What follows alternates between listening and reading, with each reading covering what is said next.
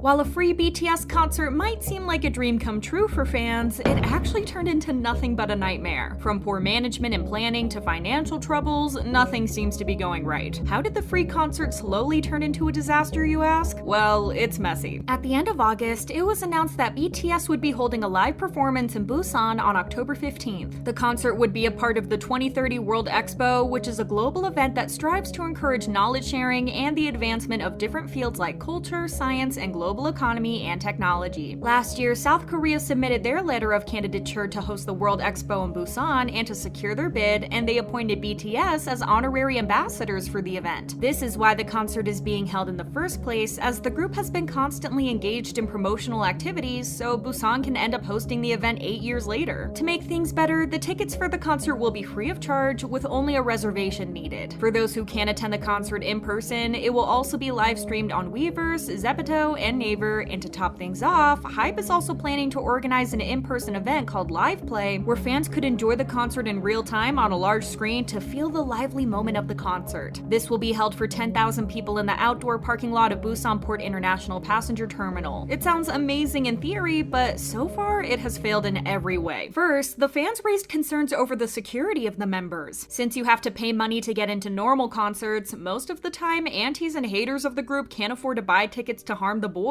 It's a whole different story with free concerts because literally anyone can get in. Not only that, but some delusional shippers have been threatening the members lately, and the situation is getting seriously concerning. Jimin and Taehyung have been at the center of recent threats from delusional shippers who think that each of them are coming between their ship. The vile insults and threats have risen in number in the platform Weverse, where haters posted pictures of weapons and saying that they would take Taehyung's life during the concert. One of the threats reads, "Taehyung only has till the concert in October to live. He should learn to stay away from Jungkook, and he is such an attention seeker. No one loves you, Taehyung. 80% of this fandom hates you. You don't exist for them. They don't say anything because they're scared of your fans." Jimin has also been threatened by numerous aunties, and even though armies have tried to get HYBE's attention and trying to get them to take legal action to protect the artists, the company has yet to respond. Considering just how scary the situation has been getting, HYBE should take some action as soon as possible. But unfortunately, this isn't the only problem that has arisen regarding the concert. Politics have gotten involved into the mess, and it's not a good look for either side. There was also an issue with the location, and while it might look normal from the outside, the truth behind it is filled with corruption. The venue of the concert wasn't decided until August, even though everyone was aware that the concert was happening for a while now. When it was finally decided, the venue was located on the abandoned site of a former glass factory near Ilgwang Beach. The concert location was supposed to accommodate 100,000 attendees, but many fans and even politicians raised concerns over it. When the guidelines for the attendees were released along with the map of the venue, fans pointed out that there was little accommodation for people that were attending the concert anywhere near the venue. The public transportation was lacking, and the venue didn't have any restroom facilities or restaurants. Literally a recipe for disaster. The guideline also advised everyone that they should arrive at the concert earlier, since foot traffic would probably be insane on the day of the concert. The organizers will start admitting people 9 hours before the concert starts, but the funny thing is that there would be only one gate used as an entrance for all the 100,000 attendees. But this isn't all. Believe me, it gets worse. No food or drinks were allowed inside, and there would be no numbers for the seats on the standing area, so the whole thing would be decided on the basis of first come, first serve. It was only normal that the people attending and anyone with common sense was concerned about the security. A netizen wrote, "They're not even going to lay out a standing map for 50,000 people, and they'll just let them stand wherever they want? And they think that people won't be pushing each other out of excitement? This is practically begging for an accident to happen." In addition to the 100,000 attendees, the city of Busan also invited 3,500 people, including major overseas figures and their family members, which definitely wasn't a good idea. Upon hearing the complaints, the city of Busan blamed the whole thing on HYBE. They claimed that HYBE were the ones who requested the venue to be big enough for 100,000 people, when in fact, a government official had said that they wanted 300,000 to 500,000 people attending the concert in their commencement speech. In their own words, they wanted to make it bigger than the Vegas event. Even netizens were on HYBE's side saying, "No matter how crazy HYBE is, they have so much experience running concerts. The one who requested the 100,000 audience was Busan from the start. What's up with this shoving of responsibilities?" It gets worse though. Thankfully, the venue was changed. On September 7th, HYBE released an announcement to notify fans that the concert is now being held at the Busan Asiad main stadium. There was an issue with the roof, which hadn't been fixed in 2 years, and the stadium could only host 53,000 attendees, but compared compared to the problems with the other venue, this was basically nothing. The stadium also has 72 exits, so that's a lot better. But then the real truth came out. The chairwoman of the Busan Committee of the Democratic Party of Korea said, "There are numerous suspicions surrounding the concert venue, and the Busan Democratic Party will investigate thoroughly and get to the bottom of it." People kept pointing out that the previous concert venue area was in a region where Mayor Park Hyun-jung's family owned several plots of land. The chairwoman continued, "The Asiad main stadium is the venue where BTS previously held the concert, and there are other options available, and yet they selected the current venue, which raises the biggest concerns for safety and access. There are speculations that the mayor was using the concert to raise land prices in his family's favor, but there's nothing confirmed as of September 8th. The biggest problem with the concert seems to be over the money though. Pretend to be shocked, everyone. The concert is expected to cost a whopping $5.1 million, but since the concert tickets are completely free, the organizers are expected to get their money from somewhere else. Everyone expected that all the fees would be paid by the city of Busan, but that's not happening." An official from the Secretariat of the Big Committee stated, "I know that HYBE will cover the cost of this event by receiving advertisements and sponsorship from companies, and the Expo Bidding Committee will not pay." An official from the Busan City Induction Planning Team made things even more difficult by saying, "Since HYBE is the organizer, inquiries regarding costs should be answered by HYBE. The only way that HYBE can fund this event is by sponsorships, which the government officials from Busan suggested, but because of all the bad press and the concert being a failure in general, powerful potential sponsors are wary of putting their money into the event. All the companies which have worked to attract the Busan Expo like Samsung, SK, Hyundai, LG, Lotte, and CJ responded, 'We have not received any requests for sponsorship, and we did not make any plans to sponsor this event.' This leaves HYBE to cover the costs all on their own, but due to their current financial situation, this can't be possible." The situation has been bewildering to netizens and everyone following this drama. Despite being partially involved in hosting the event, the Busan Expo Bidding Committee is only covering the cost of transportation and accommodation. Plus, considering that this is a major global event, you'd think that the government would be more involved and not let a corporation handle everything, yet here we are. A shocked netizen wrote, "The way Busan City has been managing this is just legendary. Busan City, seriously, what are you doing? All you did is ask the artist to perform, and you think that this is it? This is incompetent and shameless." This whole thing just shows that the government is using BTS for their own interests, as the group's name has been thrown around in politics way too many times. There were rumors that the new president of South Korea tried to convince HYBE to let BTS perform at his inauguration, and don't even get me started on the whole enlistment debate, but that has been going on since forever. The way both the government and HYBE are dancing around the topic and still not outright stating whether the members will be granted exemption or not shows that the officials are throwing BTS at the public so they will be too distracted to criticize the government. HYBE aren't helping this thing either and are letting their biggest group be thrown under the bus for dumb reasons. Because when things like this keep happening, it's the BTS members that are getting blamed, not the company nor the government. They keep getting the short end of the stick every time, and fans are sick of it. Can everyone just leave them alone? What are your thoughts on this? Share them in the comments, and thank you for watching. Bye!